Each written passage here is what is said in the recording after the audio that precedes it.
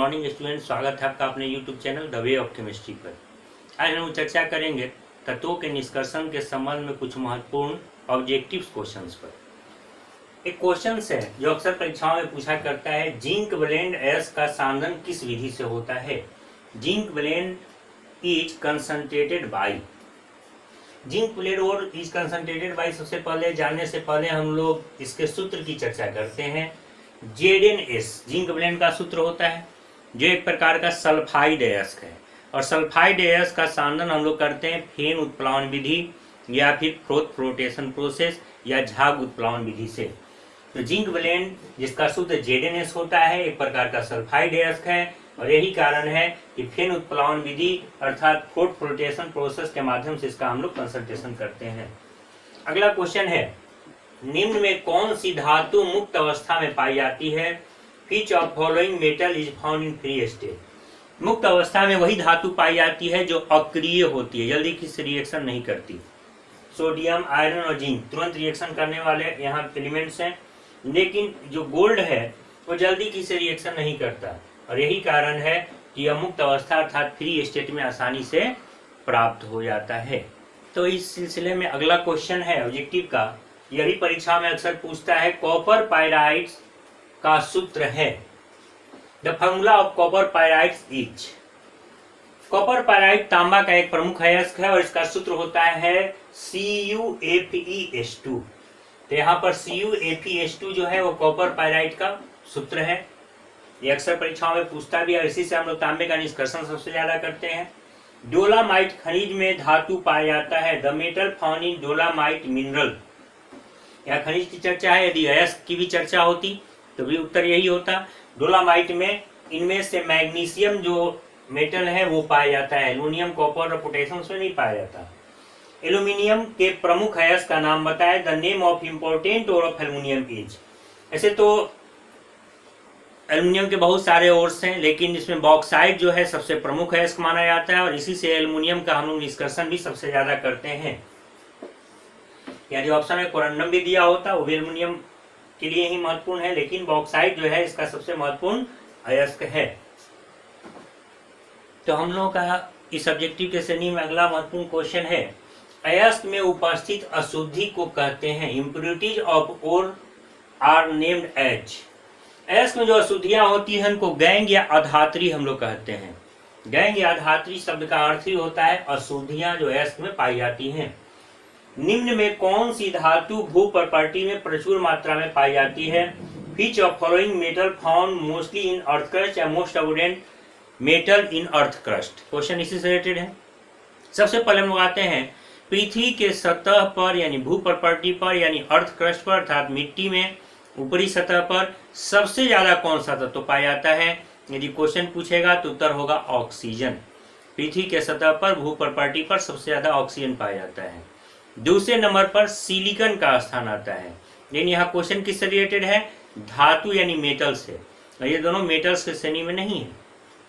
और यदि बात करें तीसरे नंबर के एलिमेंट की, तो तीसरे नंबर पर पृथ्वी के सतह पर सबसे ज्यादा पाया जाता है एल्यूमिनियम, जो एक प्रकार का मेटल है। और हम लोग का क्वेश्चन एलिमेंट से मतलब नहीं है, यहाँ मेटल की चर्चा कर रहा है, इसलिए उत्तर होगा एल्यूमिनियम। यानी यदि एलिमेंट की चर्चा होती तो ऑक्सीजन सबसे ज्यादा पाया जाता है। यदि ऑप्शन में ऑक्सीजन नहीं होता है तो हम लोग सिलिकॉन देखेंगे। यदि ये दोनों नहीं होता है तो एलिमेंट की बात करेंगे तो एल्यूमिनियम देखेंगे। लेकिन जब बात केवल मेटल की होगी तो सबसे ज्यादा पाया जाने वाला एल्यूमिनियम होता है। ऐसे पृथ्वी के सतह पर यह तीसरा सबसे ज्यादा पाया जाने वाला एलिमेंट है। पहले नंबर पर ऑक्सीजन, दूसरे नंबर पर सिलिकॉन आता है। इसे नोट कर सकते हैं। हम लोग का अगला सवाल है जो ऑब्जेक्टिव के लिए, वह है स्मेल्टिंग में धातु के ऑक्साइड में अपचयन में संयुक्त होता है अर्थात reduction. In smelting reduction of metal oxide is done by. यानी किसके माध्यम से धातु का जो ऑक्साइड होता है उसका अवकरण हम लोग करते हैं इन ऑप्शन में? एल्यूमिनियम, कार्बन, मैग्नीशियम और CO। यदि बात करें इन सब की तो सबसे ज्यादा जो इस्तेमाल हम लोग स्मेल्टिंग में करते हैं, सबसे अवकरण की प्रक्रिया में सबका इस्तेमाल होता है, लेकिन जो सबसे ज्यादा इस्तेमाल करते हैं वो है कार्बन। कैसे हम लोग जानेंगे किसका कहाँ इस्तेमाल करेंगे? इसके लिए इलिंघम डायग्राम का इस्तेमाल किया जाता है। आगे कभी चर्चा करेंगे इलिंघम आरेख, इलिंघम डायग्राम के बारे में। तो इलिंघम आरेख एक प्रकार का डायग्राम है जिसके माध्यम से हम लोग पता करते हैं कि किस जो एलिमेंट्स के निष्कर्षण करने हैं तो उसके लिए हम लोग किस पदार्थ का प्रयोग करेंगे तो वो बेहतर अवकारक के रूप में वहां पर प्रयुक्त होगा। मालाकाइट अयस्क है, मालाकाइट और इज, मालाकाइट किसका अयस्क है? कॉपर का। इस प्रकार से इनकी जानकारी प्राप्त करते हैं। अब एक क्वेश्चन है कि हेमेटाइट एक ऑक्साइड अयस्क है लेकिन उसका जारण करते हैं क्यों? हेमेटाइट एक ऑक्साइड अयस्क है लेकिन जारण करते हैं क्यों? हेमेटाइट इज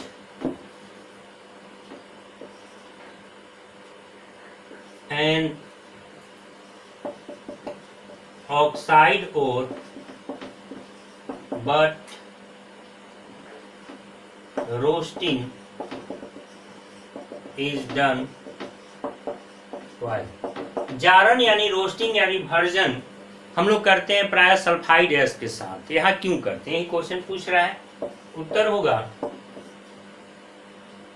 हेमेटाइट अयस्क के साथ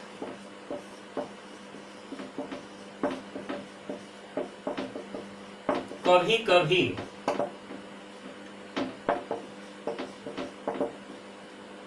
सल्फर तथा आर्सेनिक अशुद्धियों के रूप में मौजूद होते हैं।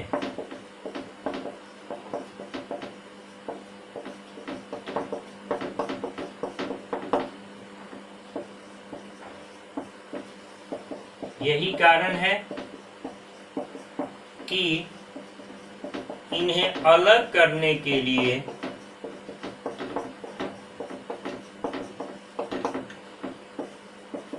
जारण की प्रक्रिया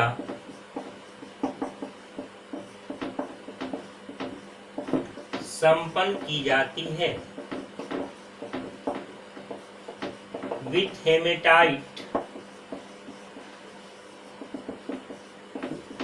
और sulfur and arsenic are found as impurities. Hence, roasting is done to remove them. Note कर सकते हैं। रिएक्शन कुछ इस प्रकार से संपन्न होता है। सल्फर गर्म करने पर वायु के उपस्थिति में SO2 गैस के रूप में निकल जाता है और जो ये आर्सेनिक है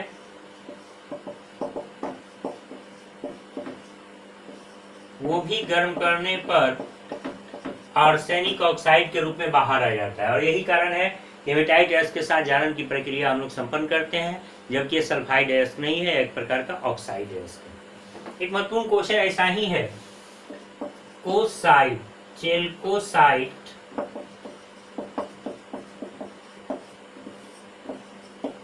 को जारित किया जाता है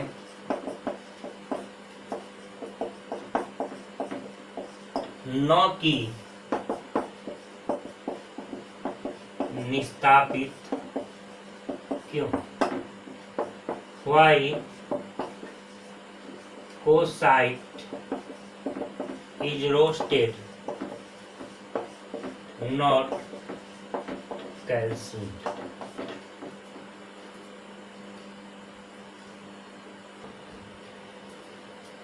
तो हम लोग का अगला सवाल है कि चेल्कोसाइट जो अयस्क है इसको हम लोग जारित करते हैं न कि निस्तापित, ऐसा क्यों?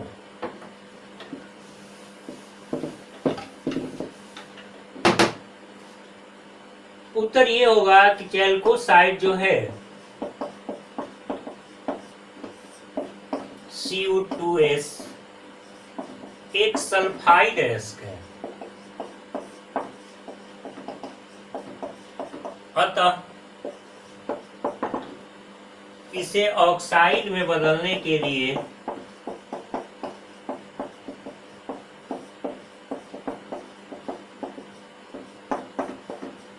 के लिए जारन अर्थात बारीक उपस्थिति में गर्म करना की आवश्यकता पड़ती है।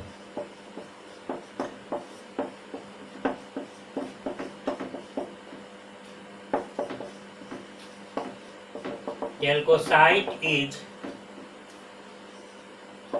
a sulfide ore, hence it needs roasting। क्योंकि ऐसा करने से CO2s जो है